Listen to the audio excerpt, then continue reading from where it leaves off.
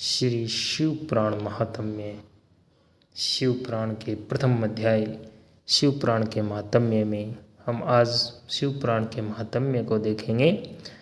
भवा भक्ति मग्नम दीनम मा समुद्रम भ्रवाण भाते कर्म ग्राह गृहिताणम दासो अहम तव शंकरम।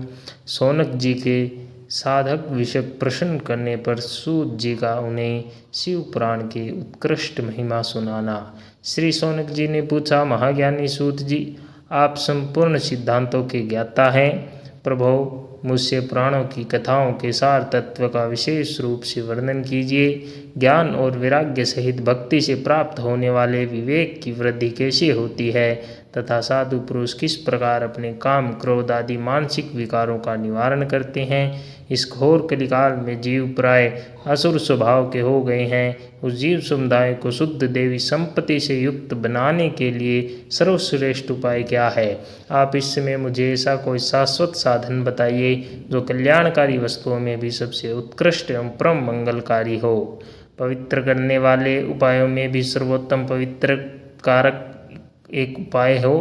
तात वह साधन ऐसा हो जिसके अनुष्ठान से शीघ्र ही अंतःकरण की विशेष शुद्धि हो जाए तथा उसमें निर्मल चित्त वाले पुरुष को सदा के लिए शिव की प्राप्ति हो जाए। श्री सूत जी ने कहा, मुनि श्रेष्ठ सौनक, तुम धन्य हो क्योंकि तुम्हारे हृदय में पुराण कथा सुनने का विशेष प्रेम एवं लालसा है।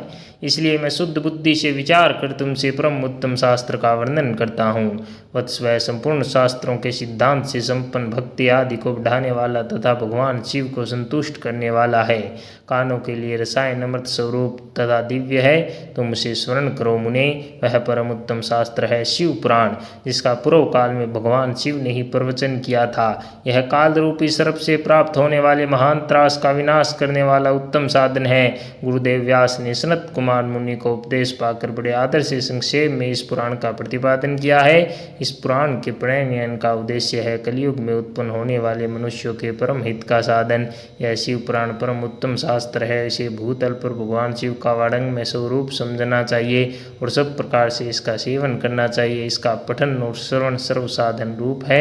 इसे शिव भक्ति पाकर श्रेष्ठतम स्थिति में पहुंचा हुआ मनुष्य शीघ्र ही शिव पद को प्राप्त कर लेता है।